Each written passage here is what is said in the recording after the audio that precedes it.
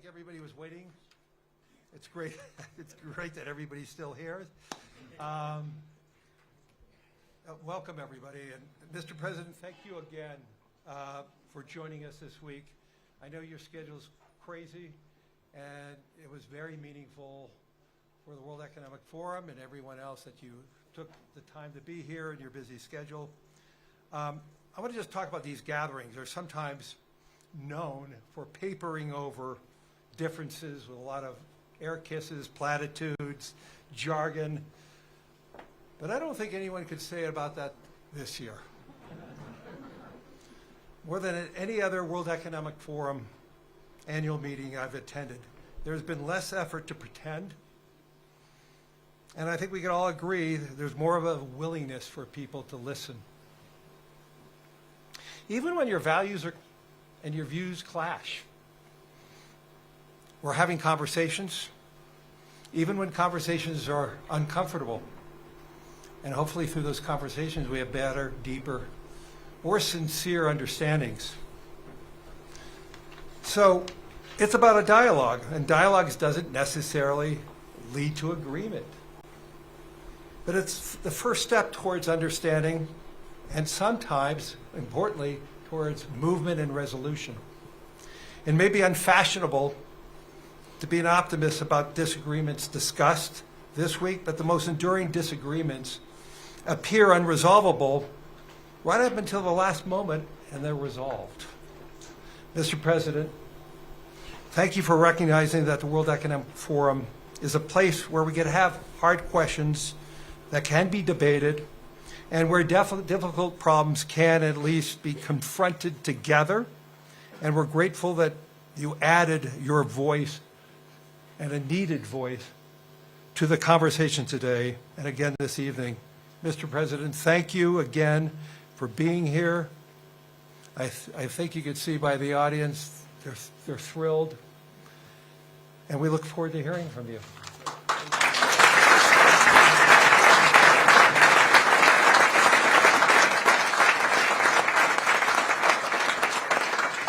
Well, thank you very much. And he's a hell of a guy, but we have an audience. I recognize so many. I know so many. We have the king of soccer, the king of sports over here, Johnny. When you have Johnny, and I heard you, I just got a report on the sales of tickets. It's there's never been anything like it, so that's good. You're going to break every record. So thank you for choosing us. We appreciate that. He's another spectacular person. And so many people in the audience, and I have this beautiful speech, page after page, and I just said, I just made a speech, and they were all here. They heard it one way or the other. And I said, the last thing we want to do is waste our time and hear it again. But I do want to say the people in this room are amazing. Most of you were in the other room also. And the United States is doing really well, doing like nobody thought was actually possible, certainly not this soon. It's 1 year. It's exactly a year if you think about it. Time flies. It's 25%. That's a long time. But it went very, very fast. We've had tremendous luck. I think it's been reported by even people that aren't lovers of Donald Trump that it's been maybe the best first year for any president. I think in terms of what we've accomplished, it might very well be. But we've accomplished a lot, including ending 8 wars. I have 1 to go. I thought that was going to be one of the easiest ones, and it's turning out to be one of the tougher ones. But you heard me say before, 25,000, 30,000 people are dying a month. It's ridiculous. And I think we're getting close. Jared's here, and Steve Witkoff is here. And a lot of people that are working on that are here, and they've done a good job. I think it could have gone into a world where if we weren't here, it was out of control.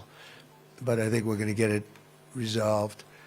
And I'm doing it to save 30,000 people a month, if you can imagine. Your kid, I mean, take your son leaves home, waves to you, proud of him, so beautiful, and then 2 weeks later you hear he had his head blown off fighting Ukraine or fighting Russia. It's both of them. The total are averaging 30,000, actually 30,000 young people, generally soldiers, a little bit in towns, but for the most part it's soldiers.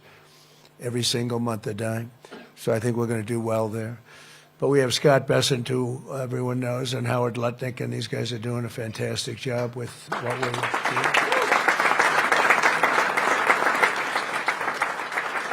They were both recommended by many of the people in this room. I said, "What do you think of Scott? Oh, he's fantastic. What do you think of Howard?" Very different types. I would say these are two exact opposites, and I like that. I like that. They are the exact opposite. You know, I never thought of it that way. I'm just saying that I'm looking at you two. You are in every way, but they're tremendously talented people and very successful people. And I like bringing successful people in because there's a reason for success. It's one of the reasons that we've had such success. You know, we took over a country with a border that was a disaster where millions of people were coming in. Millions of people were coming in every single week. I mean, literally a week would have millions of people, and and they weren't vetted. Totally open border. You'd have people come in. You could look at them. I don't want to say why define that, because they always discriminate. So I don't discriminate. But you could look at some people and say they're criminals. And we took in tremendous numbers of murderers, drug dealers, mental institution, insane asylum people, people that were in insane asylum institutions for the mentally ill and dangerous, very dangerous. They dumped them into our country like we were dirt, and we're doing a great job of getting them out. But it's it takes a lot of time, a lot of effort, and it's a nasty business too. But if they were bad someplace else, they're going to be bad here. If they killed people in their country, whether it was Venezuela or the Congo or any of the countries where they came. In the Congo, they emptied out their jails into our country. In Venezuela, they did the same thing, and in many other countries, they did the same thing. So when you read all these stories about ICE, you'll understand they're doing a hell of a job, because we can't have those people in our country, and we're getting them out. But we're doing numbers in terms of people investing in the United States like we've never had before. I guess it's because of November 5th, the election, but the election gave us a view, and it's a view on tariffs to protect our country, because our country is being plucked like you pluck a chicken. Our country was being plucked, and it wasn't good. And, you can only take so much of it. And we've changed it around very quickly, and we'll have, Scott, I'd say $600 billion worth of tariff money coming in, and I think we're going to have maybe more than that. By next year it'll be much more than that. That's not including the countries and companies, because we have countries coming over and building, but we have companies, great companies coming in. Apple is spending $650 billion. I mean, it's so many. One just announced $10 billion. Toyota, met Mr. Toyota in Japan. So what's your name? Toyota.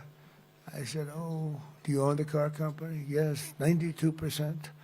I said, you didn't have to be that specific. But I said, you're rich. Yes, I'm rich.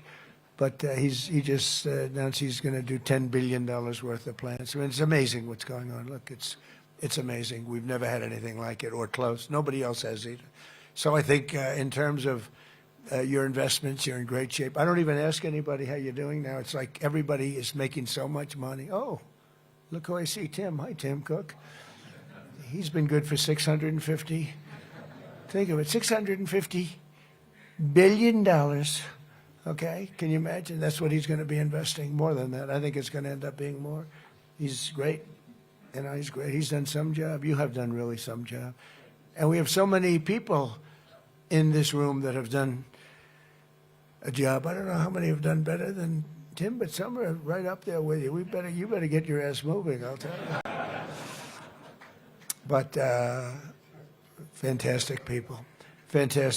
But I go around and I say, meet the biggest people, biggest business people. I say, congratulations. They say, on what? I said, you've doubled your net worth since I've been president, right? He said, yeah, even more than that. They would say even more. We're doing even better than that.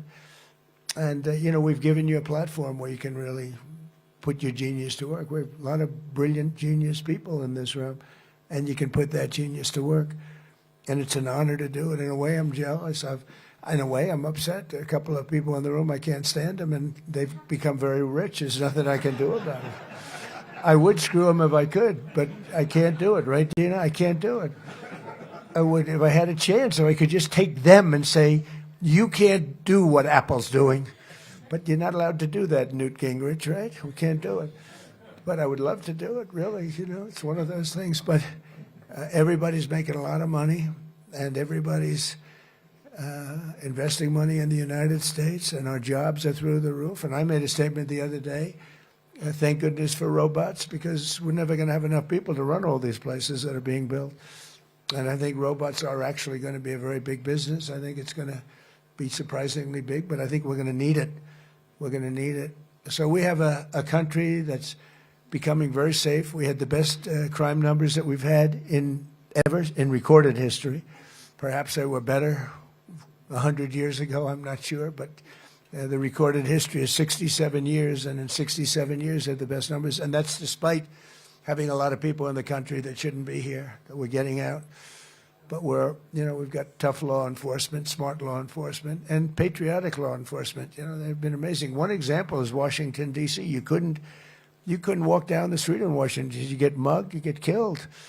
They were losing 100 people. Think of it, 100 people a year, and dead. You call up the parents. They come in from Iowa. They come in from Indiana to see the Washington Monument, and they end up being killed. It's not happening anymore. And I said in the other room, people are going to dinner. They're meeting their wives in the middle of the street, and they're walking across the street to have dinner. New restaurants are being built at records that nobody's ever seen. They were closing. We lost half of the restaurants in the last 4 years during the Biden administration. Now they're all opening again. I even went to have a dinner just to show, I guess, to make a point. I went to a restaurant in Washington. I walked right down the middle of the street. I wouldn't say that Secret Service was thrilled, but if I did it a year before, believe me, it wouldn't work. Here's my other friend, Hussein. How are you? Okay? Are you good? Boy, you got a lot of good people here. This is a very good place. But so it's amazing what's happened there. Memphis is amazing. When you go to Louisiana, what we've done there has been incredible. Always much more helpful if we could have a little participation. In the case of Louisiana, we have Jeff Landry, the governor, Republican governor. We have a couple of Democrat governors. We have a couple of Democrat mayors who very quietly are begging us for help, and we're making them all look very good. But I would do it. If I were a Democrat, if I were a mayor or a governor, I'd be saying, Mr. Trump, could you quietly come over here and would you do this, President, for me? Send about 1,000 troops in here, and we do it fast, and we get rid of the criminals, and it's amazing how effective. You know, I didn't campaign on this. I campaigned on law and order, but I didn't know it would be this type of law and order. But the cities, some of these cities, we've lost these cities, and we're bringing it back, and we're bringing it back quickly. Washington took us literally 6 weeks to make it safe and 8 weeks to make it really safe, and now it's really safe. And I don't know, you know, some people disagree, but I like seeing those big, strong soldiers. You know, we won in the Supreme Court a very important case, merit. Our country was built on merit, and then all of a sudden we got away from that, and people with A averages and high college boards and everything were not able to get into colleges, and people that had C averages and low college boards were getting in. And, you know, it's not fair, but our country is based on merit. The whole concept and the whole system only works on merit. It doesn't work on anything else. And our military works now on merit. And when you see the soldiers in the street in Washington or in Memphis or in New Orleans or in some of these places, including Chicago, you know, we have crime down in Chicago despite the fact that we have an idiot governor and a mayor that, I mean, very low IQ person. He's a low IQ person. And it's amazing. You have these wonderful, beautiful black women with Make America Great Again, MAGA caps on. They're all over Chicago. They want MAGA to come in. And we went in a pretty quiet way as opposed to the way we did it in Minnesota. You know, in Minnesota, we took out over 10,000 hardline criminals, people with big convictions that came in here that shouldn't be here, brought them back to countries. In some cases, we bring them to jails because if you bring them back to the country, they'll find a way, despite the strong borders, they'll find a way in, because a lot of them are really evil, but they're not stupid. So we're doing a real job. The country's the hottest country anywhere in the world, the best place to invest. The great big beautiful bill is incredible. You get that 1 year deduction. You build something and you take the whole thing down. And I always said that's what made my first term so successful, because I mean, people were buying things. I have a friend bought an airplane. He never used it. He just bought it. He said, I deducted it. He's on the plane. I think he's got, Steve, you could buy it. He's got about 4 hours on the plane. It's been 3 years. I think it would be a great plane to buy, actually, because he'll never use it. But it really spurred people to do things and do projects that they really would have delayed or held. And the beautiful thing about the great big beautiful bill, the one that we just did, is over there you had a 2-year window to do it. Now we have a 10-year window, which I hate to tell you because people will take their time. So in one way, I didn't want that. I call that not good, but it is good ultimately. Think of it, it gives me a chance to use it if and when I ever get out of this position. There's a big question. It gives me a chance to use it. Otherwise, I'd be precluded. That would be terrible, right?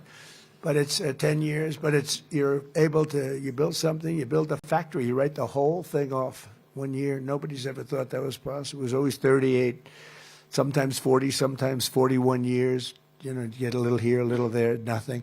You write it all up. So it's been really amazing.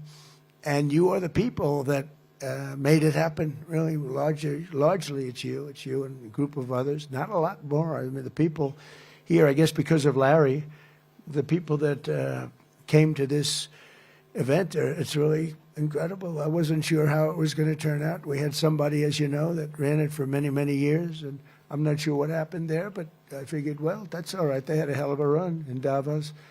Then I heard Larry was taking it over, more or less, and he called me. He said, would you do me a favor? Would you be there?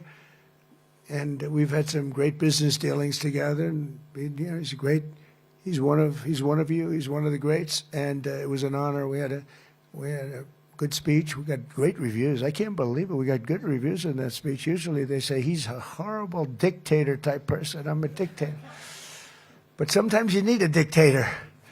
But they didn't say that in this case. And no, it's common sense. It's all based on common sense. It's not conservative or liberal or anything else. It's mostly, I'd say 95% common sense, and that's what we have. So I just want to thank everybody for being here. It's such an honor. And if we can ever help, you're going to let me know. And I have a pretty direct line. Marco Rubio's here, too. He's done a fantastic job as Secretary of State. He'll go down as maybe the best Secretary of State if he keeps going like he's going. That's a big question. I don't know that he will, but for the first year, he's headed to the top. And I just want to thank everybody very much for being here. Thank you very much. Take care of yourselves. Thank you.